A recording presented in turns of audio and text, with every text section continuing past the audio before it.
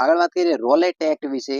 તો મિત્રો વિશ્વ યુદ્ધની અંદર 1918 ની અંદર પૂરું થયું, ત્યારબાદ 6 મહિને હિન્દ સંરક્ષણ ધારાની મુદત પૂરી થતી હોવાથી ક્રાંતિકારી પ્રવૃત્તિને અટકાવવા માટે આર્ચનમેન્ટ અને રેવોલ્યુટરી એક્ટ નામનો કાયદો ન્યાયાધીશ સિડની રોલેટ દ્વારા તૈયાર કરવામાં આવ્યો હતો અને જેને ટૂંકની અંદર રોલેટ એક્ટ તરીકે ઓળખવામાં આવે છે.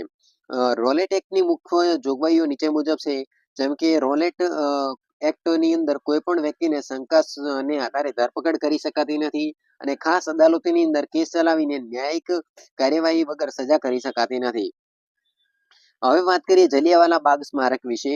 તો ભારતની સંસદ દ્વારા જલિયાવાલા બાગ રાષ્ટ્રીય સ્મારક એક્ટ 1951 ના રોજ જલિયાવાલા બાગને રાષ્ટ્રીય સ્મારક જાહેર કરવામાં આવ્યું હતું અને Jallianwala Bagh national memorial trust દ્વારા તેનું સંચાલન કરવામાં આવે છે.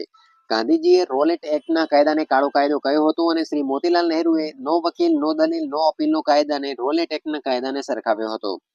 હવે મિત્રો અહીંયા રોલેટ એક્ટ છે તેનું અહીંયા ફોટોગ્રાફ આપેલું છે અને ચિત્રની અંદર તેનું વર્ણન કરવામાં આવ્યું છે. આગળ વાત કરીએ મધ્યપ્રદેશ ગોંડ પેઇન્ટિંગને જીઆઈ ટેગ મળ્યો છે.